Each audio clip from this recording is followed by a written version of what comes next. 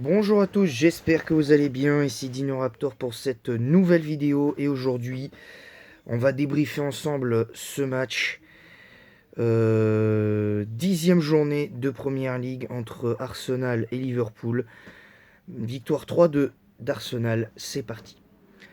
Alors avant tout je tenais à dire que ce match m'avait régalé déjà, mais avant tout je tenais à répondre à certaines personnes sur Instagram qui m'ont dit que ma dernière vidéo sur le double débrief que j'avais fait, Reims-Paris Saint-Germain 0-0 et le match Nîmes AC Juve, euh, euh, que j'aurais dû être moins dans la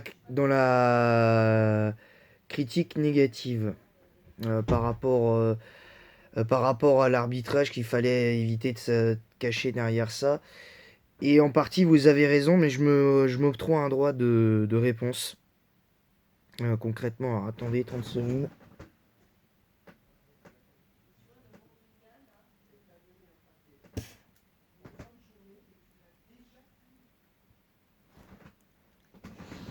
Donc ce que je veux dire, c'est que je tenais à répondre à ces gens. C'est pas que j'étais dans la critique négative lors de mon débrief le lendemain de Reims PSG et de Milan AC Juventus Turin.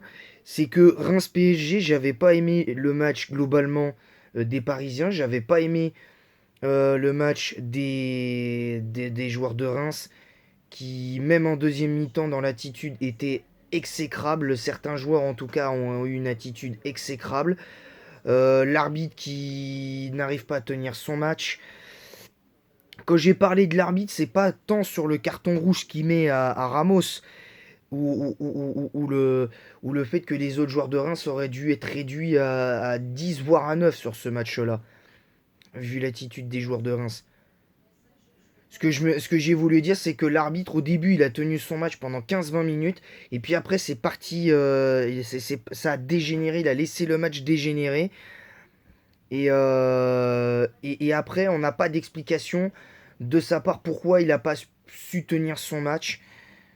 J'ai pas compris. J'ai juste dit que je comprenais pas l'attitude de l'arbitre, mais en même temps, des deux côtés, ça n'excuse pas le match horrible qu'on a vu, Reims-Paris Saint-Germain, et des deux côtés, hein, le match était horrible, hein, de toute manière. Donc voilà. Donc c'est pour ça que j'ai dit ça et que je le maintiens. Encore une fois, je maintiens ce que je dis. Donc si vous n'êtes pas content, je vous l'ai dit, hein, si vous n'êtes pas content, vous regardez la vidéo. Mais n'essayez pas sur Instagram, si vous commentez pas sur YouTube, n'essayez pas de me dire ah oui mais machin, toi t'es pas un vrai fan, t'es pas ceci, cela, parce que je vous le garantis, c'est vous qui n'êtes pas des vrais fans en parlant comme ça, en parlant comme vous avez parlé, certains d'entre vous ont pu parler sur Instagram hier. Je vous le dis. Voilà, tout simplement. Donc voilà. Donc maintenant, on va passer au débrief de la 10e journée entre Arsenal et le Paris Saint-Germain et Liverpool.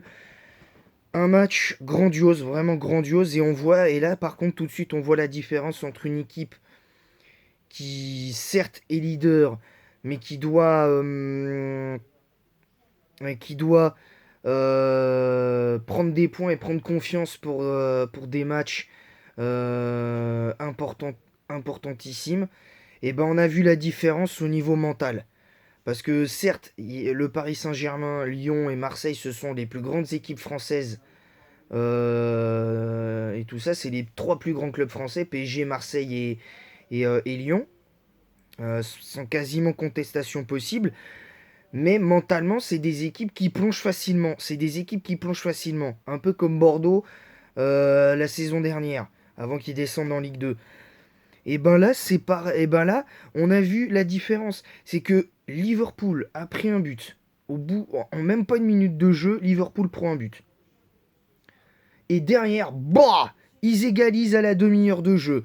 Liverpool prend un deuxième but en deuxième période, je crois en fin de première période.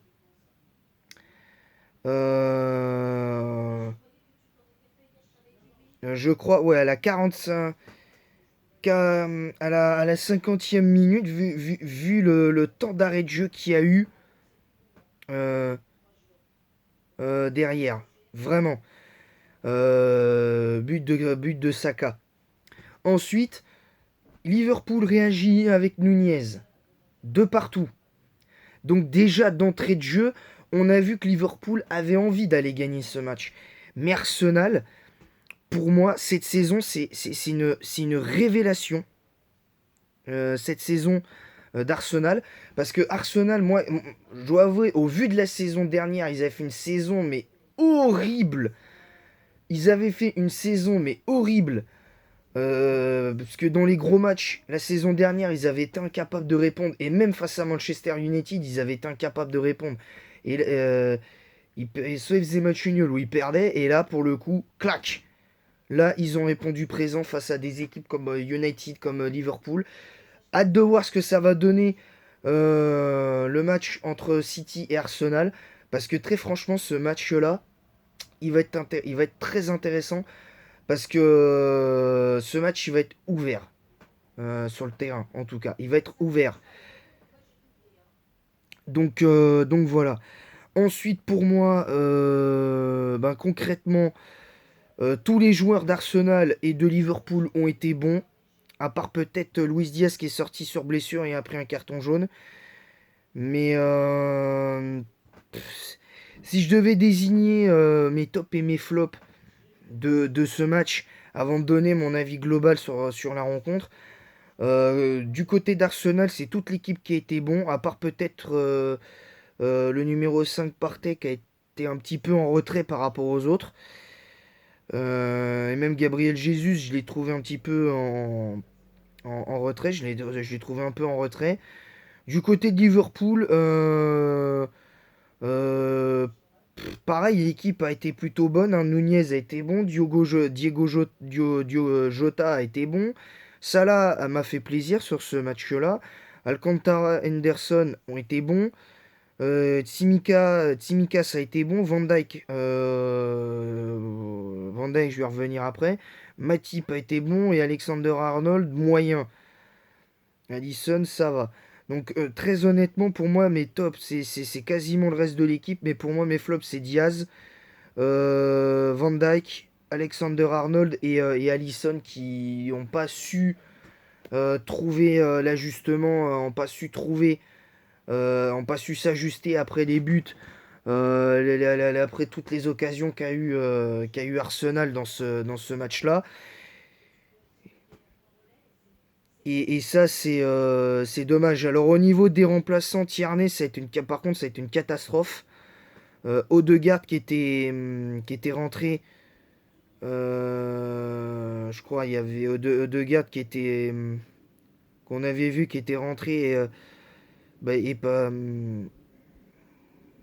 A- est sorti, a pas fait une bonne entrée. Saka qui a fait un excellent match, c'est pour moi l'homme du match. Gabriel Jesus a été bon, vraiment plutôt pas mal. Les entrées du côté de Liverpool n'ont pas changé grand-chose. Le joueur Gomez n'a pas été bon, surtout à la mi-temps. Et en plus, il prend un carton jaune complètement stupide. Ibrahim Konaté, pas ouf. Et Elliott, pas ouf non plus. Donc, moralité, voilà, on n'a pas vu. Les remplaçants n'ont pas su se montrer. Dommage, mais bon, c'était malgré tout un grand match. C'était malgré tout un grand match. Et on voit c'est pour ça que je compare avec les clubs français comme le PSG, Lyon et Marseille. C'est que même quand ils sont menés, ces équipes-là ne lâchent pas l'affaire, ils se battent jusqu'au bout. Et ça, c'est important de le dire. Voilà. Voilà. Donc, bien que ce débrief était court, voilà, moi, mon avis global, je me suis régalé complètement. Je me suis complètement régalé. J'ai vibré dans ce match.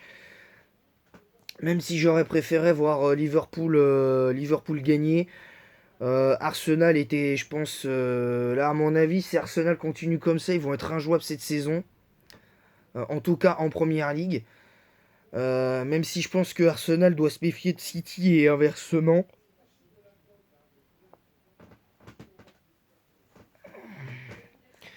Mais sinon voilà. Voilà, j'espère que ce débrief, bien que court, vous aura plu. Sinon, voilà, je vous laisse. Et en attendant, bah, la prochaine vidéo, le prochain débrief, ce sera mercredi avec normalement peut-être un double débrief avec le match de Marseille et le match du Paris Saint-Germain. Et en attendant, la prochaine, je vous dis à bientôt et à très vite.